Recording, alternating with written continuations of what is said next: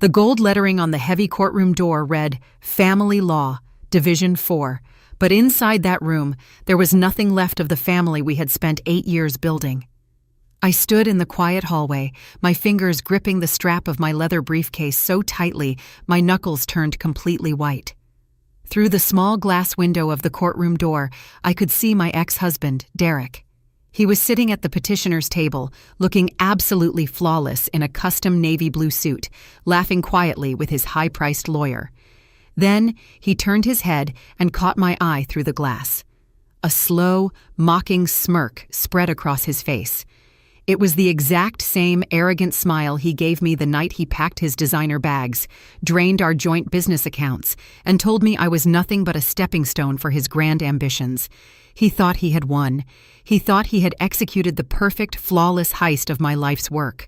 Derek was a master manipulator, a charming architect who had spent the last 2 years secretly setting a legal trap to strip me of my luxury interior design firm, Aura Spaces, and leave me with millions of dollars in fraudulent company debt. In his hand, he held a stack of notarized financial statements that allegedly proved I had embezzled funds from our shared enterprise. Papers that his lawyer was about to present to Judge Vance to have me completely ruined, stripped of my professional license, and thrown into a financial black hole. But as I stared back at his smirking face, my heart didn't pound with fear anymore. The blind panic that had kept me awake for 6 months, crying on my kitchen floor until my throat was raw, had completely vanished. It had been replaced by a cold, sharp, and beautiful sense of absolute clarity. Derek truly believed that because he had successfully blackmailed my senior accountant and forced her to fly out of the country, I had zero defense left. He believed I was walking into that courtroom entirely alone, a broken woman ready to surrender everything just to make the nightmare stop. What Derek didn't know, what his expensive legal team hadn't even factored into their strategy, was that 48 hours ago, a black town car had pulled up to a private terminal at the city airport. Inside that car was a passenger he thought he had buried deep in his past. I took a slow, deep breath, reached out my hand, and pushed open the heavy wooden doors of Courtroom 4. The cold air of the room washed over me, and the heavy click of my heels echoed through the silent space. I walked straight to my table, refusing to look back. The final hour of reckoning had finally arrived, and my ex-husband was about to learn that the deepest traps are always built for the ones who think they can never be caught. To understand how the man who once swore to protect me could try to systematically erase my entire existence, you have to go back to the beginning of Aura Spaces. When Derek and I met in our mid-20s, I was a young, intensely passionate interior designer working out of a tiny, cramped studio apartment filled with fabric samples, color swatches, and blueprint sketches. I had the vision, the creative drive, and a unique eye for transforming empty commercial buildings into breathtaking, high-end luxury spaces. Derek, however, didn't have a creative bone in his body. He was a corporate finance manager who had just been passed over for a promotion at a local banking firm, a smooth, incredibly articulate talker who knew exactly how to present himself as a brilliant strategist. "Clara, you are an absolute genius with design," he told me one night early in our relationship, his eyes wide with an intense, calculated excitement as he looked over my sketches. "But you shouldn't be wasting your hours managing spreadsheets, chasing invoices, and dealing with tax filings. Let me handle the cold, boring corporate side of things. Together, we can turn your talent into a multi-million-dollar luxury brand. We will be unstoppable." I was young, deeply in love, and incredibly naive. I looked into his warm brown eyes and saw a protective partner who wanted to shield me from the harsh realities of business so I could focus entirely on my art. When we got married a year later, we officially launched Aura Spaces as equal partners.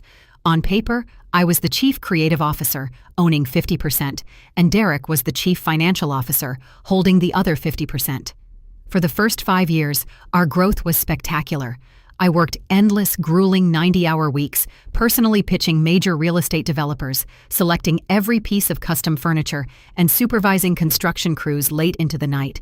My designs won local architecture awards, and soon, Aura Spaces became the premier design firm for luxury boutique hotels and high-end residential penthouses across the state.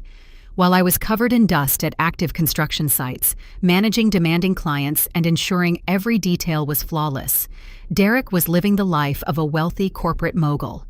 He bought a luxury sports car using the company account, joined an exclusive country club to network with elite clients, and spent tens of thousands of dollars on lavish dinners and designer clothing. Whenever I questioned the mounting corporate expenses, he would gently pat my hand, flash that charming, disarming smile, and sigh with a practiced air of superiority. Clara, darling, you understand color theory, but you don't understand high-level brand positioning. In our bracket, you have to look like wealth to attract wealth. Don't worry about the ledgers, just focus on making our projects beautiful. Trust your husband. And because I loved him, because I wanted to believe our marriage was a sacred partnership, I trusted him blindly. I signed every document he laid across our dinner table without reading the fine print. I had no idea that while I was building our castle, my husband was quietly digging a tunnel underneath it to steal the foundation. The first major crack in our perfect life appeared during our 8th year of marriage. We had just secured our largest contract in company history, a $4 million renovation project for a new luxury wellness resort downtown. The pressure was immense, and I needed to authorize a massive wire transfer to our custom textile supplier in Italy to release the imported materials. Derek was away on an extended business networking trip in Miami, so I walked into the office of our senior accountant, an older, deeply loyal woman named Evelyn, who had been with me since the early days of the company. Evelyn, I need the secondary financial keys to authorize the international wire for the resort project, I said, leaning against her desk with a tired smile. Derek isn't answering his phone, and the supplier needs the confirmation by noon. Evelyn didn't look up at me. Her hands were trembling slightly as she stared at her dual monitor screens, her face completely pale under the fluorescent office lights. Clara, I've been trying to balance the quarterly operational ledgers for the past 3 days, Evelyn whispered, her voice cracking with a sudden, terrifying panic. There are massive, systemic irregularities in the corporate capital accounts. Huge tranches of money, over $1.2 million, have been transferred out of our development reserves over the last 18 months. I blinked, a sudden cold knot forming in my stomach. What do you mean, Evelyn? We just received the initial milestone payments from the resort developers. Our reserves should be completely full. They aren't here, Clara, Evelyn said, finally looking up at me, her eyes filled with genuine fear. The funds weren't paid to suppliers. They were routed through a series of shell holding companies registered in Delaware, and the final destination of the cash is a private wealth management account in the Cayman Islands. And that's not the worst part. Look at these authorization forms. She slid a thick stack of printed documents across the desk.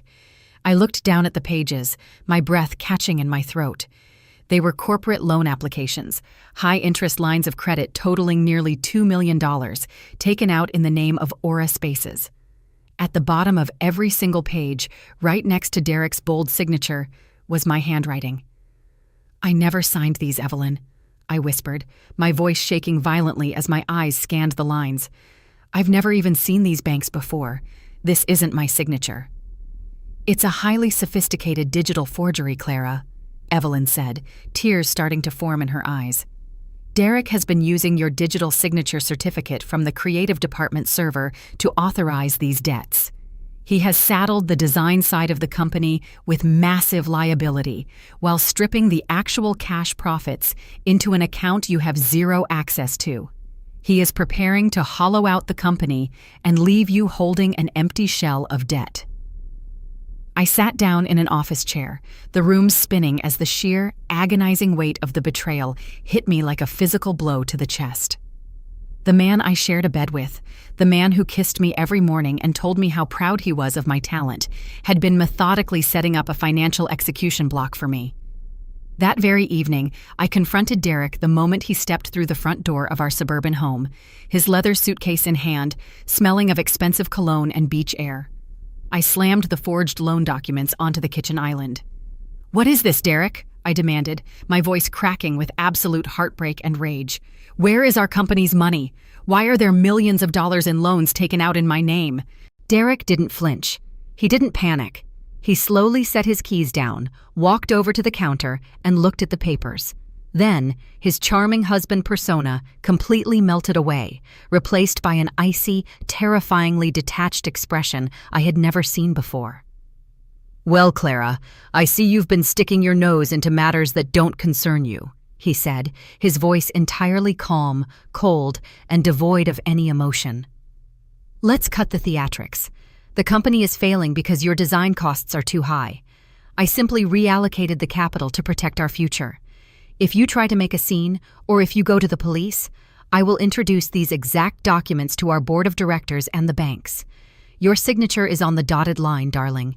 If Aura Spaces goes down, you are going to prison for corporate fraud, not me. I've already filed for divorce this afternoon. I'm taking the brand, the clients, and the assets. You can keep the debt. Have a nice night." The next 3 months were an absolute descent into living hell. Derek didn't just move out. He launched a total scorched earth campaign to completely isolate me and destroy my ability to fight back. Using his authority as CFO, he froze my corporate credit cards, locked me out of the company's main financial servers, and instructed our legal department to issue an immediate suspension of my executive salary pending an internal investigation into creative department mismanagement. I found myself trapped in a nightmare.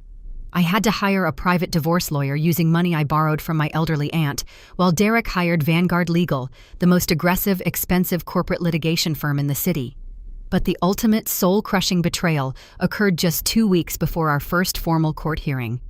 I arrived at the office early on a Tuesday morning, determined to sit down with Evelyn to compile the final forensic audit report that would prove Derek had forged my digital signature. When I walked into the accounting suite, Evelyn's desk was completely empty.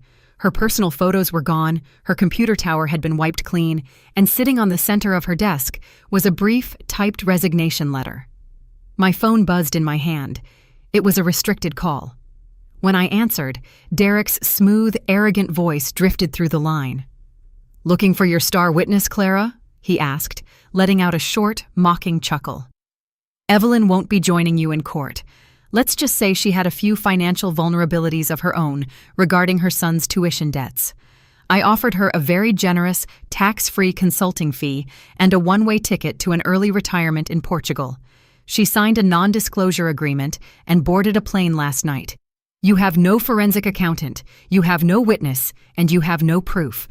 My lawyers have filed a motion for an immediate summary judgment to strip you of your corporate shares due to financial negligence. You are completely alone, Clara. Just sign the settlement contract I sent your lawyer, give up the firm, and maybe I'll agree not to press criminal charges against you." I hung up the phone, collapsing onto Evelyn's empty chair as a wave of absolute, suffocating despair washed over me. I cried until my chest ached. He had bought off my only ally. He had erased the paper trail, and he had the resources to outspend me until I was completely broke.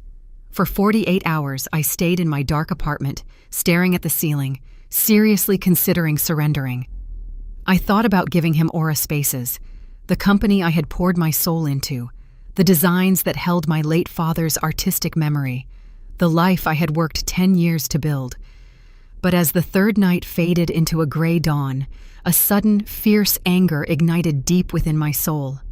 I looked at the framed awards on my wall, looked at the hundreds of successful project photos, and realized something Derek had completely forgotten. He didn't build this brand. His spreadsheets didn't create the beauty that clients paid millions for. He was a parasite who only knew how to manipulate numbers and fear. I wiped my face, stood up, and called my attorney with a completely transformed voice.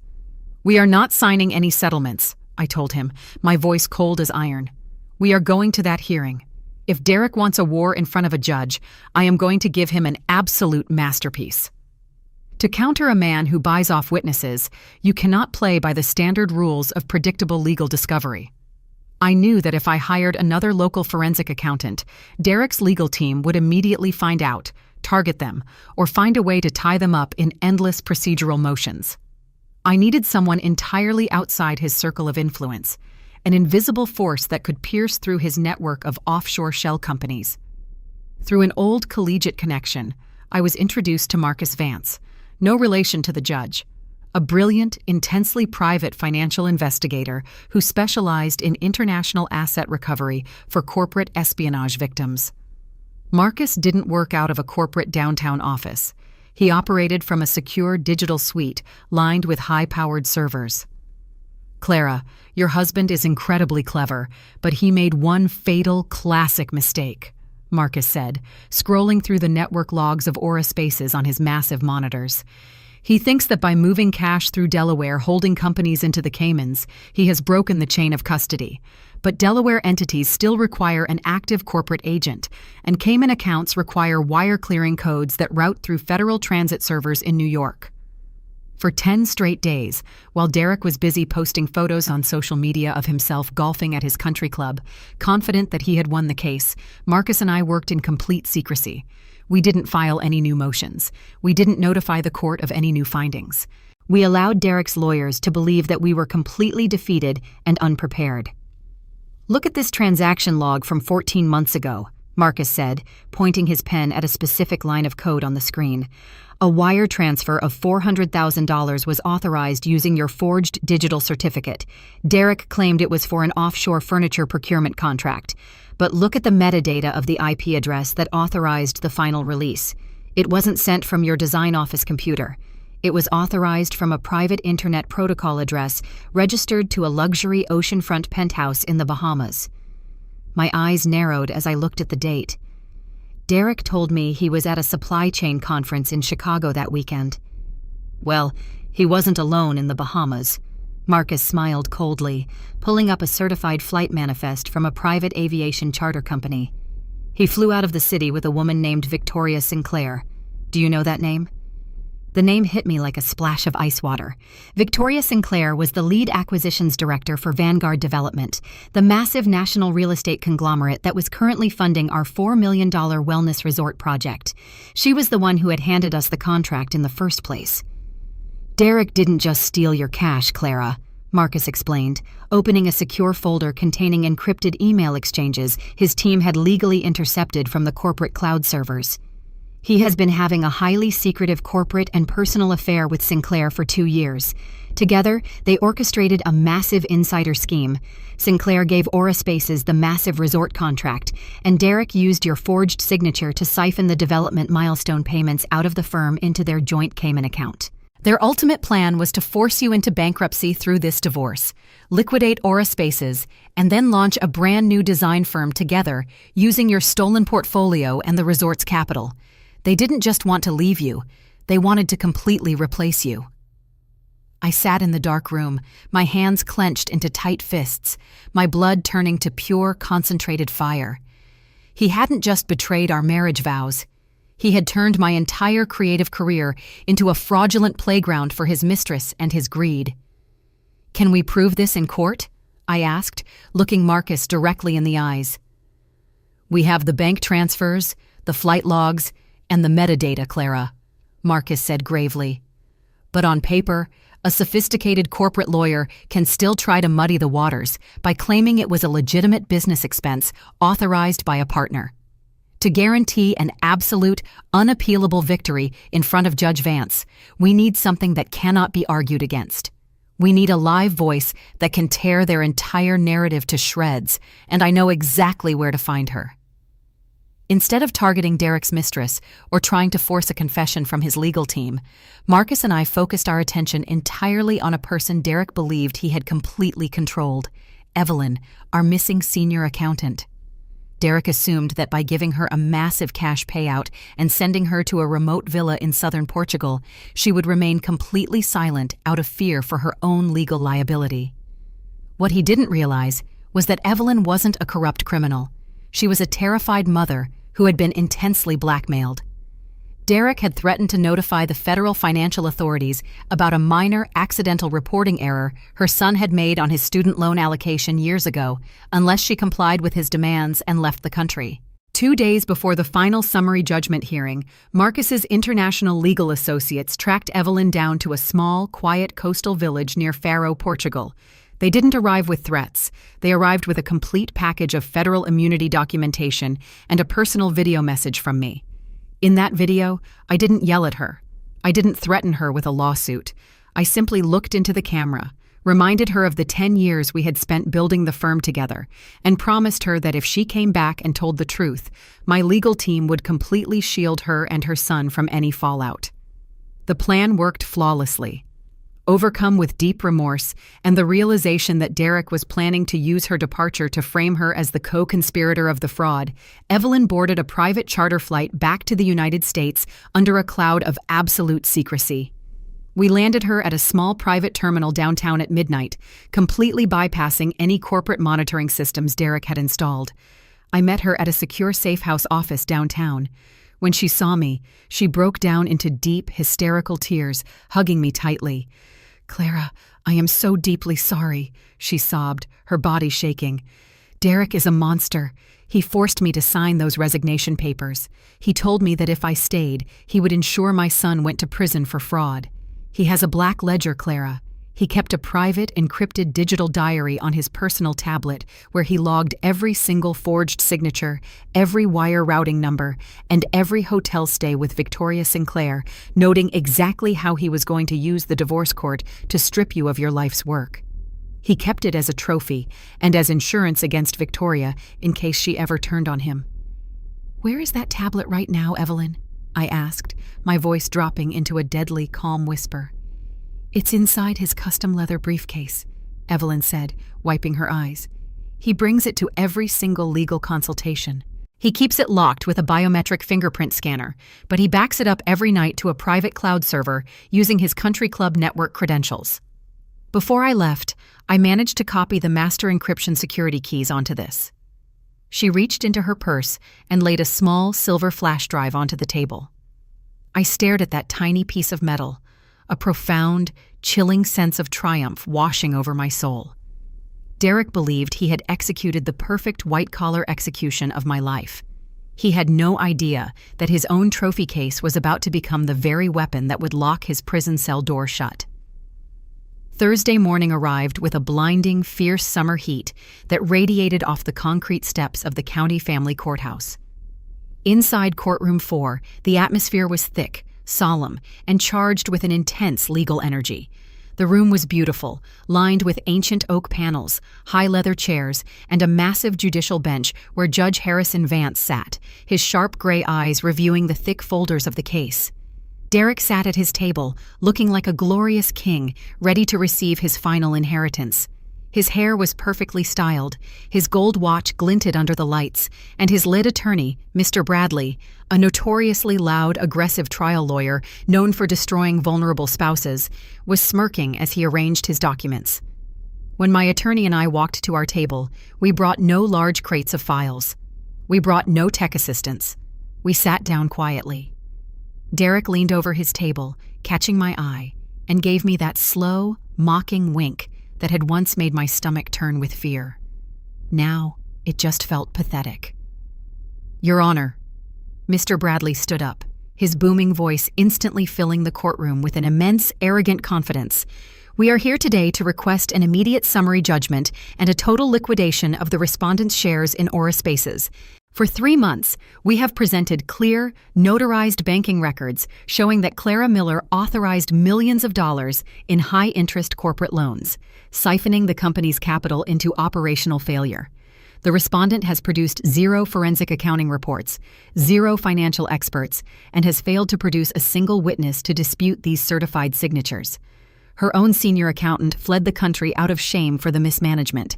Clara Miller is a talented artist, but she is a financial criminal who has ruined a brilliant family business. We ask this court to award full ownership to my client today and refer this matter to the state prosecutor."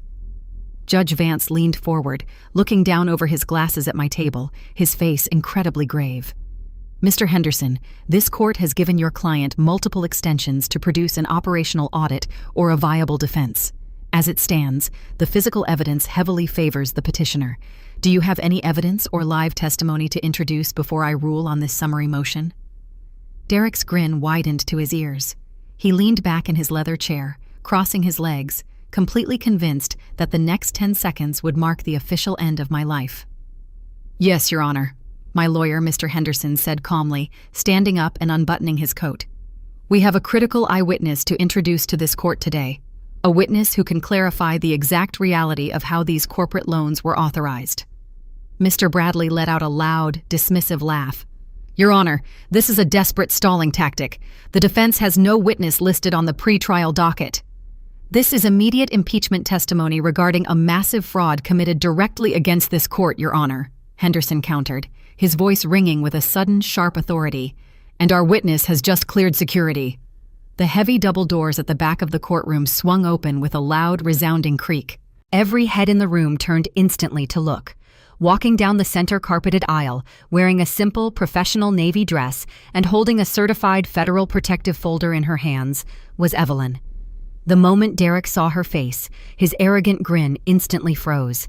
His eyes widened into two massive circles of pure, unadulterated shock. His face drained of all color so fast it looked like he had been struck by lightning. He slammed his hands onto the table, his chair screeching violently against the floorboards as he stood up, his breath catching completely in his throat. "Evelyn?" Derek choked out, his smooth corporate voice completely breaking into a high-pitched, terrified gasp. What are you doing here?" "Sit down, Mr. Miller," Judge Vance roared, slamming his heavy wooden gavel down with a resounding crack that echoed through the high ceilings. "One more outburst like that, and I will find you in immediate contempt. Witness, step up to the box and be sworn in." Evelyn walked calmly past Derek's shaking form, climbed the steps to the elevated witness stand, and placed her hand on the legal Bible. She looked directly at Judge Vance, her voice clear, steady, and entirely unyielding. "Your Honor, my name is Evelyn Ross, and for 8 years I served as the senior accountant for Aura Spaces," she announced into the microphone. 4 weeks ago, the petitioner, Derek Miller, discovered that I had uncovered a systemic multi-million-dollar embezzlement scheme he was running against his wife.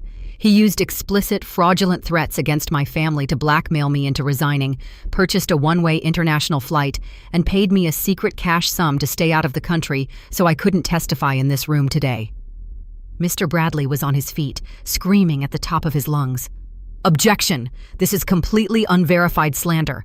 This woman is an unhinged former employee who abandoned her post. There is zero physical evidence to support this ridiculous conspiracy theory." "Mr. Bradley, if you do not sit down and shut your mouth this instant, I am going to have the bailiff remove you from my courtroom," Judge Vance said, his voice dropping into an icy, terrifying register that made the loud lawyer instantly drop back into his chair, his mouth snapping shut. Judge Vance turned back to Evelyn. "Witness, you claim there is an embezzlement scheme. The court has signed corporate loan applications bearing Clara Miller's signature. How do you explain those?" "They are digital forgeries, Your Honor," Evelyn said clearly. She pointed directly at Derek's leather briefcase sitting on his table. "And the absolute mathematical proof of those forgeries sits inside the petitioner's leather briefcase right now. Inside that bag is a biometric digital tablet containing a private, encrypted corporate journal. Derek Miller logged every single transaction, every forged digital certificate serial number, and every offshore wire routing code to his Cayman Islands wealth account, which he shares jointly with his mistress, Victoria Sinclair." Derek suddenly lunged forward across his table, his hands frantically reaching for his briefcase, his eyes wild with a manic, primal panic. "She's lying! This is a violation of my privacy! You can't search my property! Bradley, do something!" "Bailiff, secure that briefcase immediately," Judge Vance ordered, his voice echoing like thunder through the room. The large, armed county sheriff stepped forward instantly, his hand resting on his holster as he intercepted Derek, grabbing the leather briefcase from his trembling fingers and placing it directly onto the judge's high black marble bench. My attorney, Mr. Henderson, walked forward, sliding the silver flash drive Evelyn had given us directly to the court's technical clerk. "Your Honor, we are providing the court clerk with the certified digital decryption master keys for that specific cloud backup link. We request an immediate digital review of the petitioner's corporate ledger." The courtroom's large projection screens flashed to life. For 5 agonizing minutes, the only sound in the room was the rapid clicking of the court technician's keyboard. Then, a massive, undeniable archive folder appeared on the screen, titled Project Aura, Asset Liquidation Strategy. The judge, the lawyers, and the spectators stared at the screen as page after page of absolute corporate criminality unfolded in high definition. There were crystal-clear digital logs mapping out the exact IP addresses used to forge my signature from Derek's luxury penthouse stays. There were explicit romantic email exchanges between Derek and Victoria Sinclair, outlining how they were going to use the divorce court to saddle Clara with the debt, wipe out her name from the design firm, and relaunch the brand under their own names in the Bahamas using the stolen $4 million resort fund. At the very bottom of the folder was a specific spreadsheet titled Evelyn Payoff and Extortion Log, detailing the exact wire transfer number used to buy her silence in Portugal. The evidence was so massive, so beautifully complete, that it left the entire room in a state of absolute breathless shock. Mr. Bradley looked at the screen, slowly closed his legal folder, stepped away from Derek's side, and sat down at the very edge of the bench, completely abandoning his client. Derek stood entirely alone in the center of the courtroom. The smooth, charming corporate mogul had completely evaporated. He looked hollow, broken, and ancient. His hands were shaking so violently he had to lean against the mahogany railing to keep from falling to his knees. A heavy layer of cold sweat covered his forehead, dripping onto his pristine custom suit jacket. Judge Margaret Vance slowly stood up from his high seat. He didn't look at his paperwork anymore. He looked down at Derek with a facial expression of pure, unadulterated judicial disgust. "Mr. Miller," Judge Vance said, his voice vibrating with an immense, terrifying authority. "In my 25 years on the bench, I have rarely witnessed a display of such calculated, venomous, and absolute depravity. You didn't just come to this court to dissolve a marriage. You came to use the sacred machinery of the law as a weapon to commit multi-million-dollar grand larceny, extortion, and systemic fraud against your own wife." "Your Honor, please. It was a corporate strategy. I can explain," Derek whispered, his voice cracking into a pathetic, desperate sob as a tear left a streak through the sweat on his cheek. "You will explain it to a criminal grand jury, sir," Judge Vance snapped, slamming his heavy wooden gavel down with a finality that sounded like a prison door locking shut. "I am issuing an immediate, unconditional summary judgment in favor of the respondent, Clara Miller. The corporate entity Aura Spaces, all associated intellectual property, and 100% of all global assets are hereby awarded solely to her. Furthermore, I am issuing a permanent judicial freeze on all domestic and offshore accounts linked to the petitioner and Victoria Sinclair for full restitution of the stolen funds." Judge Vance turned his piercing gaze toward the armed court bailiffs. "Bailiffs, take the petitioner into immediate, non-bailable custody," Judge Vance commanded, pointing a stern finger at my ex-husband. "He is to be turned over to the Federal White-Collar Crime Task Force for immediate processing on charges of felony extortion, grand larceny, wire fraud, and perjury. Get him out of my sight." The two large sheriffs stepped forward, grabbed Derek's arms, and pulled them forcefully behind his back. The sharp, metallic click of the steel handcuffs echoed through the silent courtroom. Derek began to openly weep, his legs buckling beneath him as they dragged him down the center aisle, his expensive designer shoes dragging pathetically against the floorboards until the heavy double doors swung shut behind him, removing him from my life forever. 6 weeks after that fateful morning in courtroom 4, the intense summer heat had softened into a crisp, beautiful autumn afternoon. I stood on the open-air balcony of our brand-new corporate headquarters downtown, a cool breeze rustling the pages of my creative design sketchbook as I held a warm cup of coffee. The transition had been spectacular. With the federal authorities seizing Derek's hidden offshore accounts, Aura Spaces received a full restitution payout of $1.2 million. The real estate developers of the luxury resort, horrified by the actions of their former director Victoria Sinclair, who had also been terminated and indicted for corporate conspiracy, officially re-signed the $4 million contract directly with me as the sole owner. Evelyn was back at her desk, her son's student loans completely paid off by a private bonus I granted her for her immense courage. The company was thriving, completely clean, and operating at a higher profit margin than ever before. The public articles didn't talk about a messy divorce anymore. They featured my photo on the cover of design journals, labeling me the sole creative powerhouse of the luxury market. As I sat there in the quiet security of my new life, watching the sun set over the city skyline, a deep, beautiful sense of peace settled into my soul. This agonizing journey taught me the ultimate moral lesson about talent, love, and self-worth. In this life, there will always be parasites, charming, articulate, and greedy individuals who look at your hard work, your unique talent, and your creative light, and try to convince you that you need them to survive. They will tell you that you are just an artist, that you don't understand the cold numbers of the world, and that you should hand over the keys to your castle just to keep the peace. But the truth is, a manipulator can copy your digital signature, they can hide your money in offshore accounts, and they can buy off pieces of your past. But they can never steal the engine of your genius. Greed is a lazy, uncreative force that always leaves a digital footprint in the dark. I built Aura Spaces with my own sweat, my own tears, and my own artistic vision. I walked through the absolute fire of his deepest betrayal, and I came out on the other side completely free, surrounded by truth, integrity, and a beautiful golden future that no amount of corporate deception can ever take away from me again.